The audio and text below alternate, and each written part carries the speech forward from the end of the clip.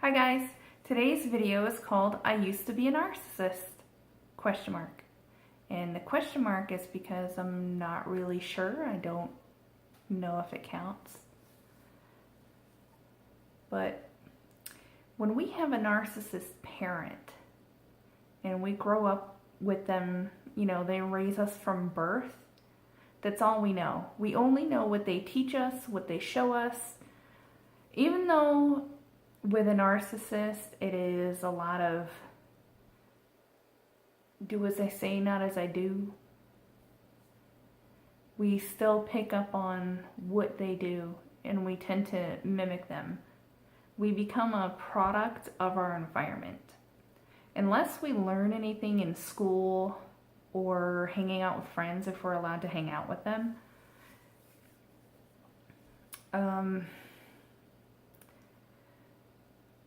you grow up, I guess, kind of acting like our narcissist.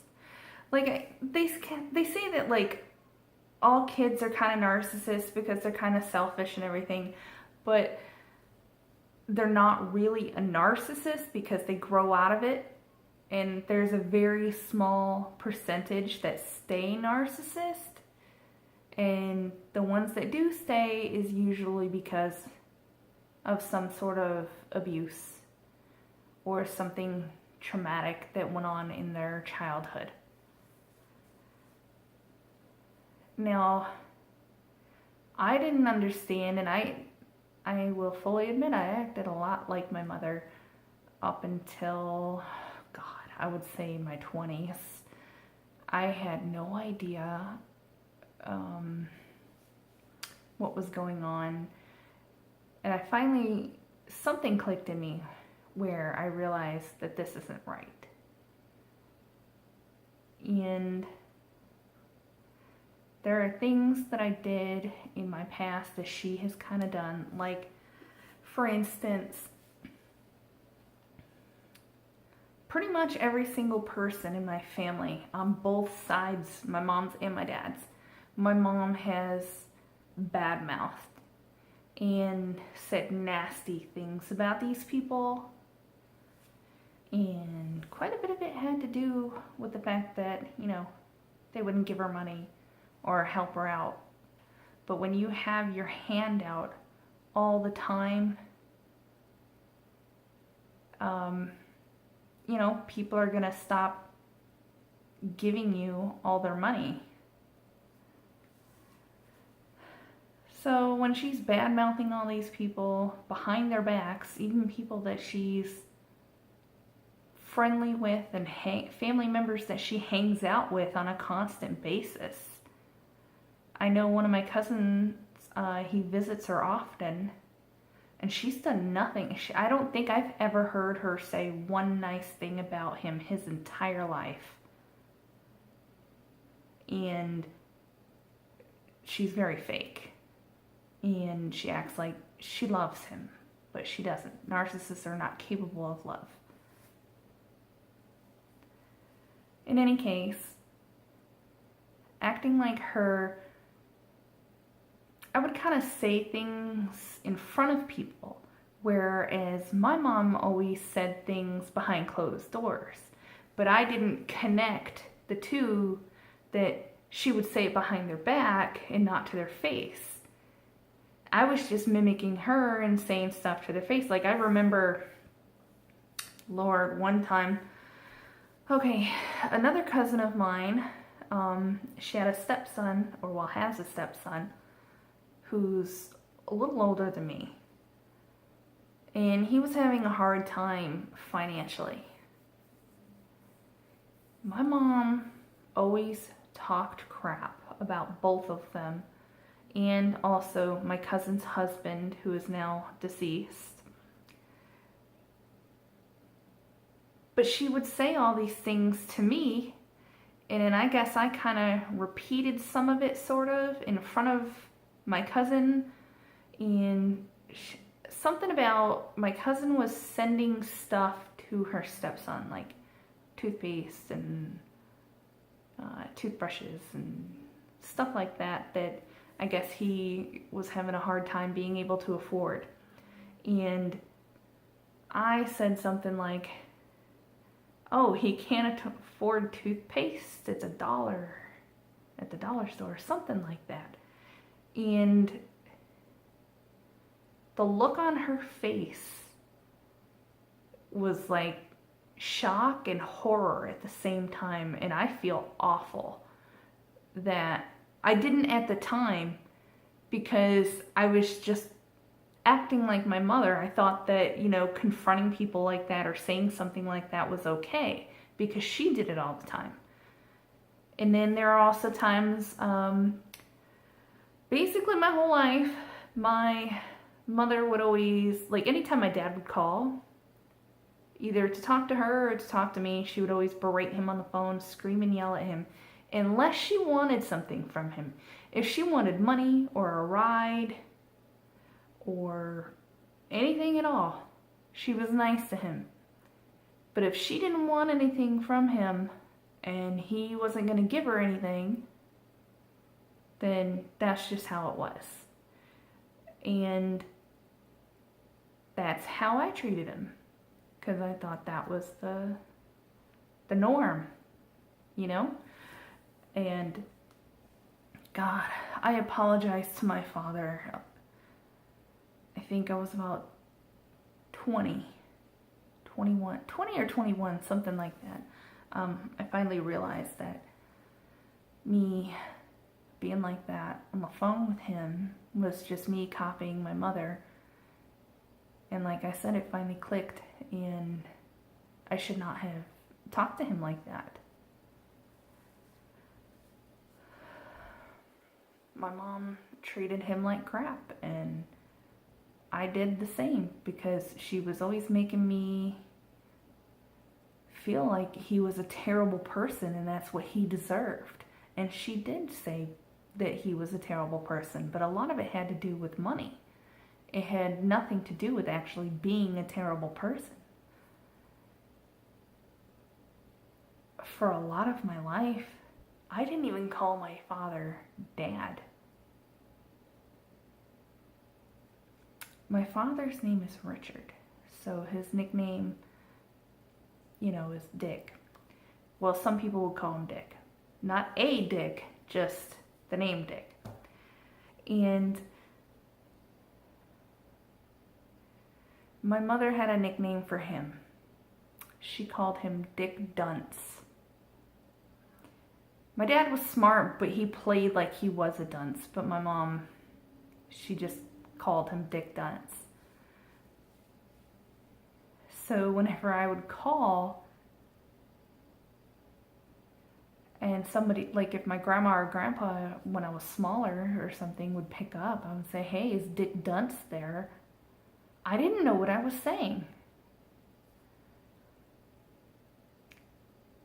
And I feel really bad, and I think this is why my dad and I had a very strained relationship. Well, it is why we've had a strained relationship my entire life. And when I got older, even though I apologized and finally realized everything my mother programmed me to think about him and how to treat him, it was all wrong, you can't change it. We worked on it a little bit, but then he ended up getting dementia. And so that little bit of good time that we had for a few years, it's pretty much gone in his head. All he might remember now is how badly I treated him when I was younger.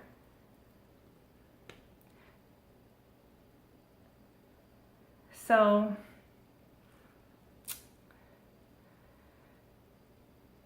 there's just a lot of things that when you are raised by a narcissist, you get, you have like narcissistic traits, because like I said, you're a product of your environment, so you become like them. And that's why there's a lot of people that stay narcissists, because they stay in contact with the narcissist, stay in their life, And so they go on treating other people. Sometimes it doesn't click in their head that what they're doing is wrong. But I'm very, very thankful that something in me woke up and I changed. Now, even so, I still have thoughts sometimes like a narcissist. Like, I think maybe they're kind of normal thoughts, because I know some people, you know, they might say the same thing, or I've seen people comment stuff like, let's take the male romper, for instance. You know, I think it's kind of ridiculous, so I kind of made fun of it. And other people online have made fun of it. So, you know, you see someone walking down the street wearing a romper, you think it kind of looks ridiculous. You still fight those thoughts, but it's not very often. I tend to think about other things. In time, when I've ignored those thoughts and pushed them aside and then just switch the subject or start talking about something, eventually you condition yourself to not have those, well, not really not have those thoughts at all, but just reduce them. It takes a lot of conditioning from being what your narcissist has taught you and programmed you to be, to changing yourself to a better you so that you're not like them.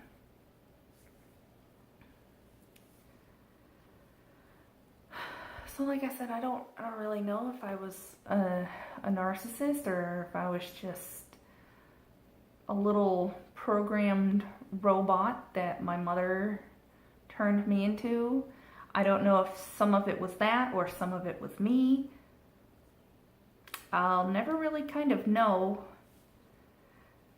But all I know is that now I am very different. Especially from her. And I think what changed a lot was going no contact. Like, I can't even tell you all of the stress that just lifted off my shoulders. Like, hearing all her negativity when she's calling me and stuff, like back in the day, like before I went no contact. When someone's constantly negative, you tend to have negative thoughts. So for a while, you know, I hardly ever have like negative thoughts unless it's about her or my narcissistic ex. It's, I don't know, you go from hearing and thinking negative all the time to hardly ever doing it anymore. You truly do become like a new person, even though there are pieces that are always going to stick there.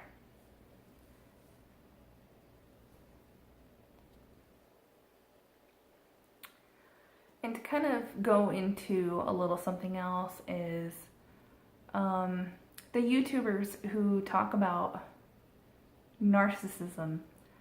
Oh God, I can't remember his name now, but another YouTuber put me on a list of, like, I guess his favorite, well, his current favorite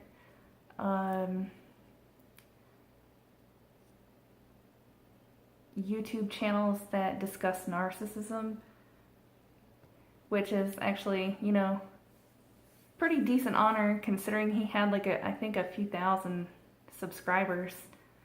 So I definitely appreciate that.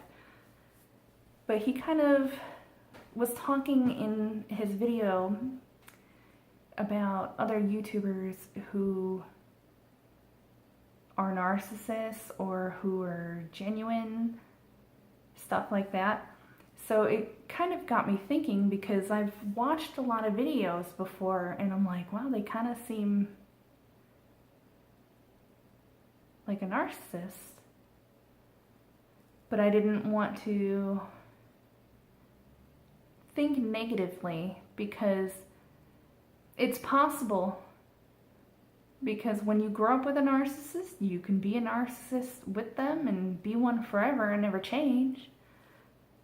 But also,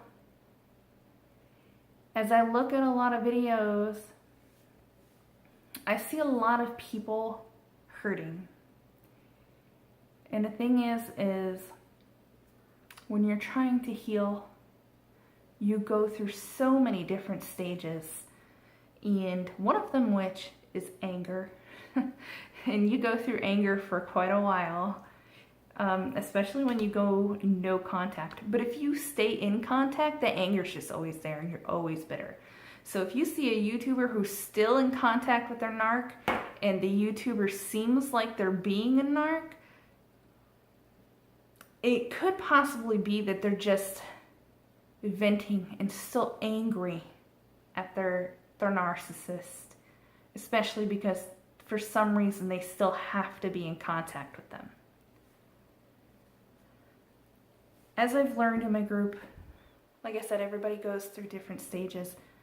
Like in my group, I see people posting and it's crazy. You'll see people so angry or so hurt, and then you see the comments on that post. And some people in the comments are still angry. They're still hurt. And then you have the other people who have been healing for a long time and they're able to calmly give advice because they've moved past all that.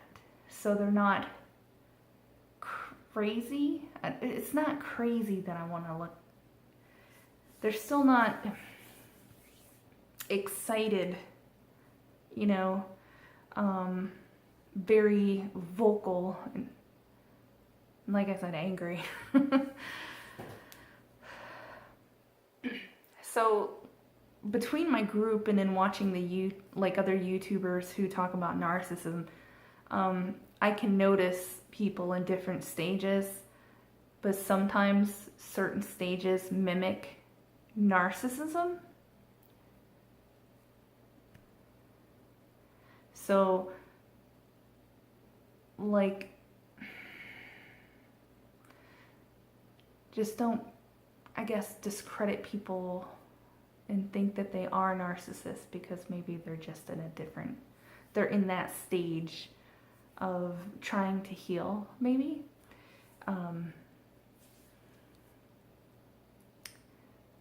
But there are also narcissists out there that are on YouTube.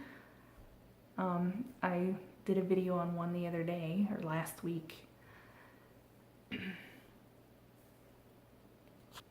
But he doesn't talk about narcissism.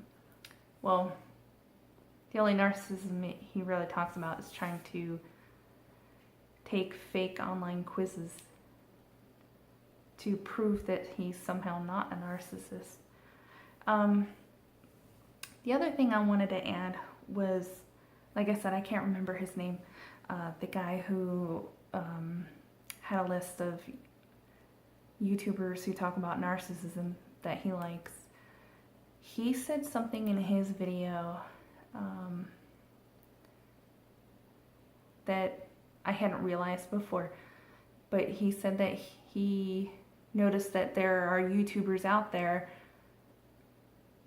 that are also narcissists, and they're talking about their narcissist and what they went through. Now, even though this is kind of what he said, but even though they are narcissists, they are still putting out good information. So just because a YouTuber might seem like they're a narcissist and they're talking about narcissism, they do put out good information. It's, go ahead and, if whether you like them or not is up to you.